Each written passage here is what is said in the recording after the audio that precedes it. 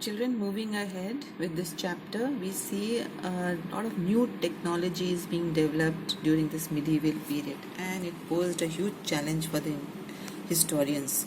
Okay, the study of 1,000 years, that is from 700 to 750, was a huge challenge for the historians. Why was it a challenge? Because there were so many new technologies, the scale was so much, so many kind of different technologies were coming up, and a variety of them. It's not that only one technology, and a variety of them happened at this period of time. Now let us look into what new technologies developed during this time. See, first we had the introduction of Persian wheel in irrigation. Now they started using Persian wheel. Then the spinning wheel for weaving. They started using firearms to fight battles, or that combat means battles. Okay, and then the new food and beverages means like we drink something that to drink. So we had introduction of new foods like potato, corn, chilies, tea and coffee came up during this time. Okay, so you see that is what the medieval period is so important. We see so many changes taking place during this time. Okay, now like I'll show you what were the this thing. And for spinning cotton and cloth, we had the spinning wheel introduction. For irrigation, we had the Persian wheel. Then firearms were started being used for fighting battles and wars. And we see new technology, new kind of food also being introduced. You can see potatoes, corn, chili, tea and coffee being introduced. Okay, so we see a variety of changes, lots of variety, and the scale was too much. So many kind of inventions were taking place. So now we see people and technology, that's a heading, and all these innovations and new technologies and the new crops that were going. How did they come to India? People from outside the country, or people were moving from north to south, or south to north, east to west, west to east, and they were bringing new ideas. They brought in new ideas how to go about change, and a lot of change was taking place. So this period that we see within this 1,000 years, we see a period of change in the social, political, economic and cultural changes took place, and we will study these changes in 4 headings. One by one. It was a period of great mobility. People started moving from one place to it.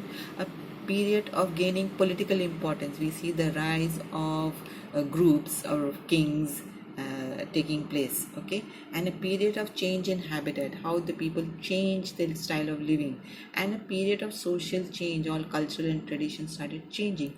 So we will study in all this with the technology and what kind of changes, and the people brought in new ideas from other places.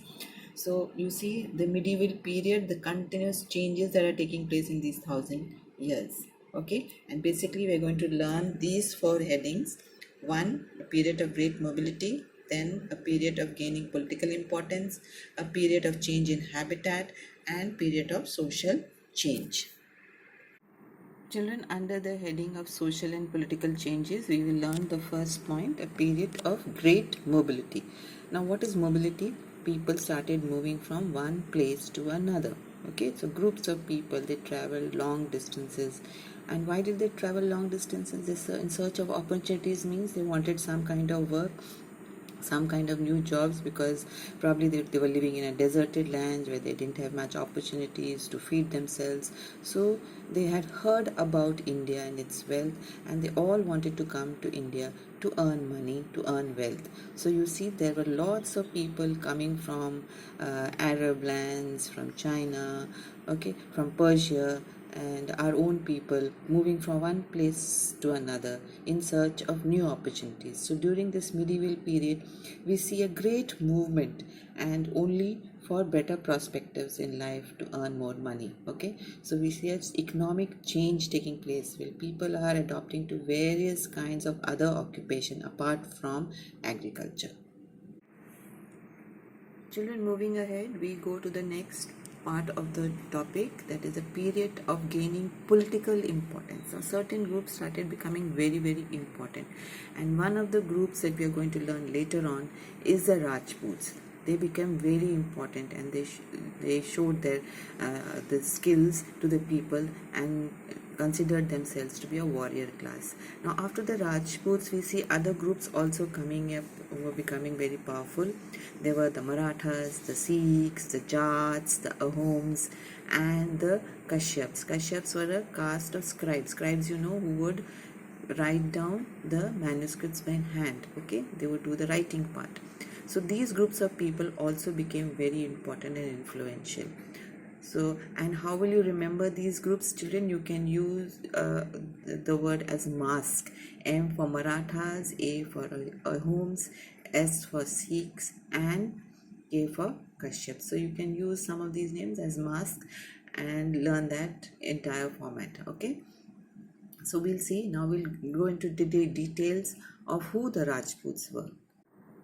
Children, you have learnt earlier that our society was divided into Varna system.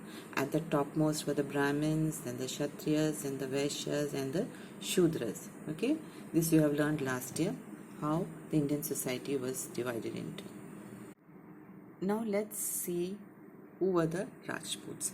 Now the word Rajput comes from a word called Rajaputra, meaning the son of a ruler. Okay, Putra means son and Raja means ruler. So he was a son of a ruler. And when did they become very important? Between 8th and to 14th century, we see this group becoming very important and powerful, and they call themselves as the Kshatriya warriors. So you've seen the Varna system from the Brahmins. The next is the Kshatriyas, or the warrior groups.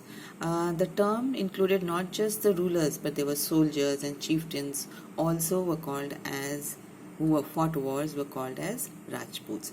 And how they were basic characteristics of these Rajputs, and they were very brave, they were very loyal to their masters, and they had a chivalric code. Chivalric code means that they were very kind and sympathetic toward ladies, and they had a good mannerisms. Okay, so etiquettes and manners they had, and they would not fight with a person who was weaker than them. They would respect the ladies. So these are some of the qualities that the Rajputs had.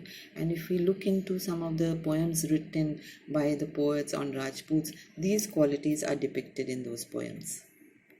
Children, we go ahead to the next topic, a period of change in habitat. Now people started changing the way they were living. Okay, now things were expanding and changing, new technologies were coming up, new jobs and opportunities were being developed, so the lifestyle of people also changes. And during this period, since agriculture, people had learned how to now grow their own crop. During this period, forests were being cleared away. Okay, and because why were they cleared away? As I told you, because of more agriculture, and agriculture was one of the major occupation of the people. Okay, somewhere it was more, somewhere it was less. Now people who were living in the forest were forced out. They are supposed to move out of the forest, and now the only work that they had was to either till the land and become farmers. Okay, so if I asked what is the definition of habitat, habitat is the place where you live. Okay, the environment where you live, and whatever kind of work you do, what kind of lifestyle you do is called as a habitat.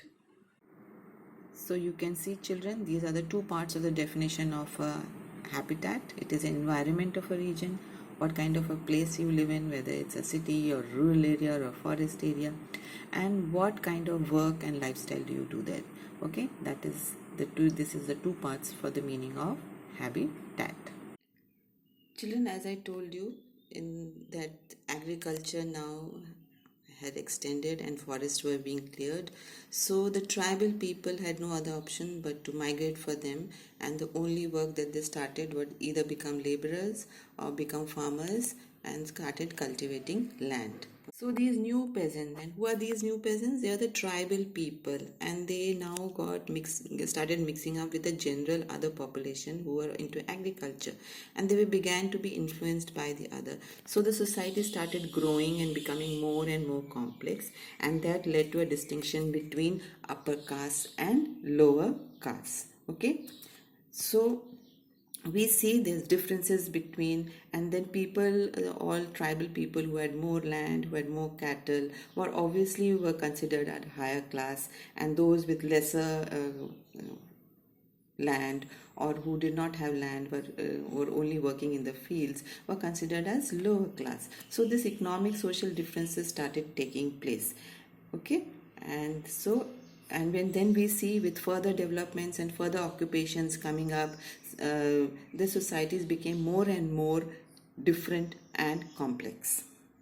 As I told you, the society was now becoming this growing in size. The settlements were growing in size due to the growth in trade, agriculture, technology, various other kinds of occupations were coming up. So now the people started differentiating and forming groups, and they were called as jatis. Now suppose somebody was making weaving cloth were considered as one jati. Somebody who was making things with iron, they were called as blacksmiths. They made their own jati, and then further they were subdivided into subcaste or upjatis. So, and they were ranked according to their occupation. So if you belong to a certain occupation, you were considered from that jati, and this rank was not fixed or permanent. Suppose you are a shudra and you are doing lowly kind of jobs, and suddenly you gather the knowledge of Sanskrit and become a priest, you are allowed to do so. Later on, this was not. It was fixed by birth. You could not change your occupation. But at that time, during the medieval period, we do not see this, that the ranks were fixed permanently, and they could change on the basis of power. If suddenly you have power, influences, and you get resources, you become rich, you can go up higher in the jati. Okay, and this jati varied from area to area. In certain areas, certain jatis were considered as low class. In certain areas, they were considered as high class. And now how did they control these jatis? So each member, they formed, each jati formed their own rules and regulations, and who saw that these rules were followed, so they chose an assembly, a group of elderly people in that jati, who would look into that everyone followed the rules and regulations of that jati.